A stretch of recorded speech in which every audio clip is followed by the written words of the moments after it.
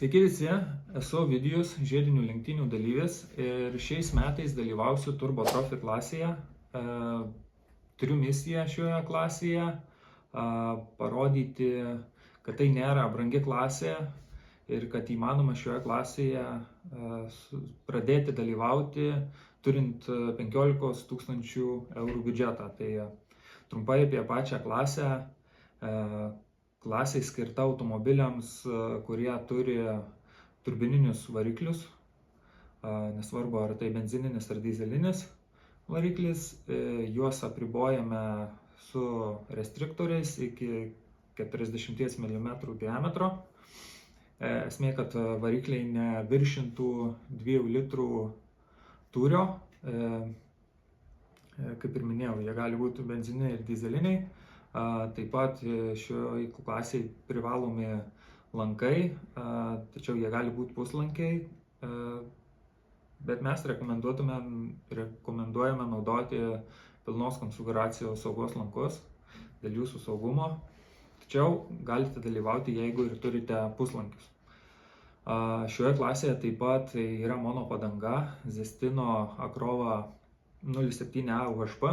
Tai yra kieto mišinio padanga, jinai yra tikrai pigi ir už tą išleistą sumą tikrai gerai tarnaujanti padanga.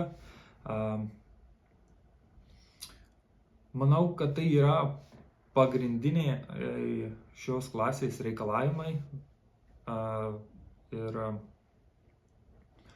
ir tiek. Ir manau, kad toliau jums parodysiu savo pasirinkimą, kaip aš galvoju, koks mano automobilio pasirinkimas, kaip aš jį paruošiu ir kaip aš tilpsiu į tuos 15 000 eurų.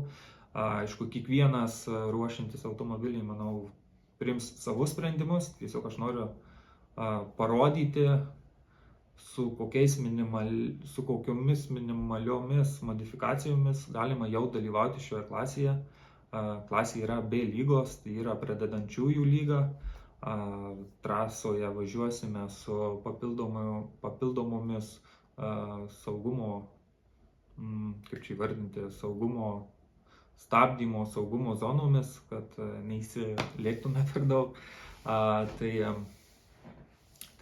tiek apie pačią klasę, kažkiek apie automobilį minėjau, tai grįžkime prie to, kad mano tikslas ir biudžeto planas yra 15 000 eurų. Šiuo atveju pasirinkau BMW automobilį, esu mėgėjas šios markės, tai turime BMW 4 serijos 2014 metų automobilį su dizeliniu varikliu. Už jį sumokėjome 5700 eurų. Šiuo metu jis turi puslankius, pilnų lankų dėja nespėsime įsidėti, todėl šį planą paliksime kitiems metams. Už puslankiai mums kainavo 750 eurų su gamyba ir nudažymu tų lankų. Taip pat nusprendėme pakeisti anglišką variantą į europinį, tai bus perkeliamas vairas šiuo metu. Visa tai mums kainuos 1000 eurų. Tai gerai, turim automobilį, puslankius ir vairą teisingoje pusėje. Reikalinga sportiniam automobiliui amortizatoriai, su standartiniais nerekomenduoju važiuoti trasoje. Amortizatoriai nauji BC Racing RM serijos mums kainuoja 1200 eurų. Taip pat reikia ratų ir atlankių, kaip jau minėjau, Zestino padangos R17 komplektas kainuoja 240 eurų.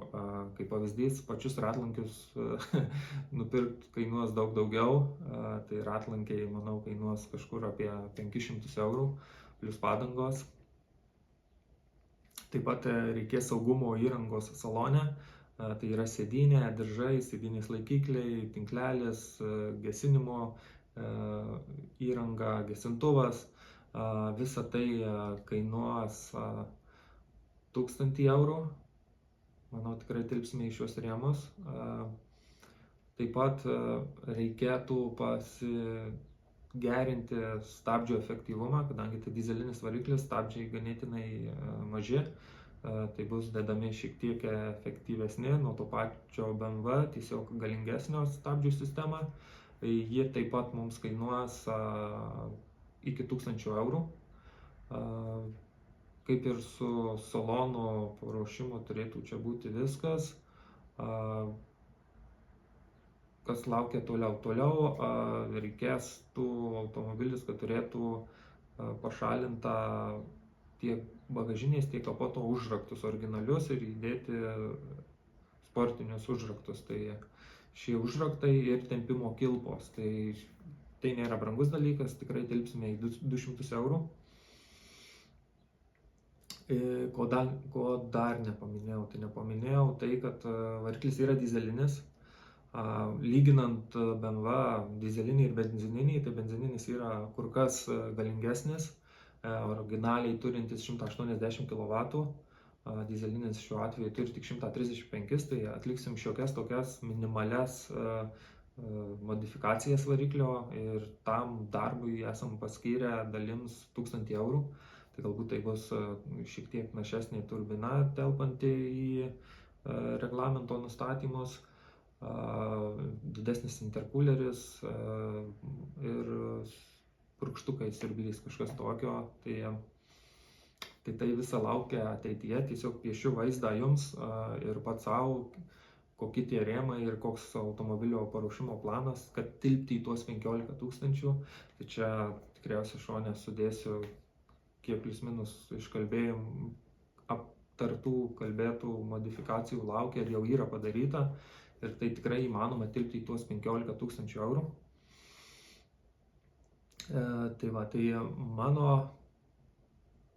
ta visa vizija ir yra perduoti jums apie šią klasę, kad tie visi, kurie važiuojat galbūt slalomą, greituminį slalomą, galbūt time attackus važinėt ir šiek tiek esat girdėję apie šią klasę, tai tikrai visus norėčiau paraginti ir pabandyti sudalyvauti šioje klasėje, nes kaip ir minėjau, daug kas minėjau, ten važiuoja slalomus ir taip toliau, tai tikriausiai galbūt jau turite tuos puslankius, tai jums tikrai likę yra nedaug iki to, kad galėtumėt sudalyvauti šioje klasėje.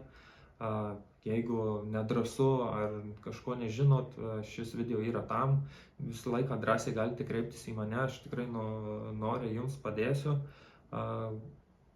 Ką dar galėčiau papasakoti tikrai įdomaus ir smagaus šiais metais, tai vietoj 3 etapų turėsime 5 etapus, 1 etapą Rygoje ir 1 etapą papildomai tik tai Turbo Trophy klasiai sujungtai su BMW klase. Kartu vyks drifto čempionatas Kačerginės trasoje ir taip pat važiuosime mes, tai tikrai bus daug žiūrovų, manau smagus eventas. Tai tokie bonusiukai šio sezono, kas dalyvaus Turbo Trophy klasėje. Tai ir kaip ir minėjau, drifte bus sujungta Turbo Trophy ir BMW 325 lietuviška klasė. Ką galėčiau pridėti, tai praeitais metais ta BMW 325 klasė važiavo taip pat kartu su Turbo Trophy ir matėme labai artimas kovas, tikrai smagias kovas, tačiau BMW klasė važiavo su kitomis padangomis. Nuo šių metų jie važiuoja taip pat su Zestino tokiomis pat mono padanga.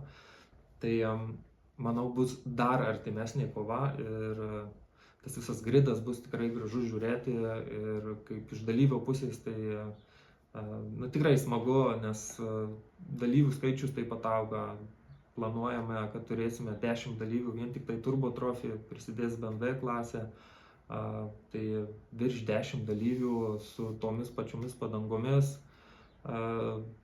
Manau, vaizdas bus tikrai geras, konkurencija didelė ir daug įspūdžių. Tai kviečiu visus prisijungti ir, kaip minėjau, drąsiai rašykite man, visko padėsiu, ko galėsiu, kad tik tai sudalyvautumėt. Turim daug pavyzdžių, ką įkalbinau praeitais metais dalyvauti, tai yra pilnai užsidegę žmonės, dalyvaus ir šiame sezone, tai pabandykit, nenusivilsit. Iki kitų kartų.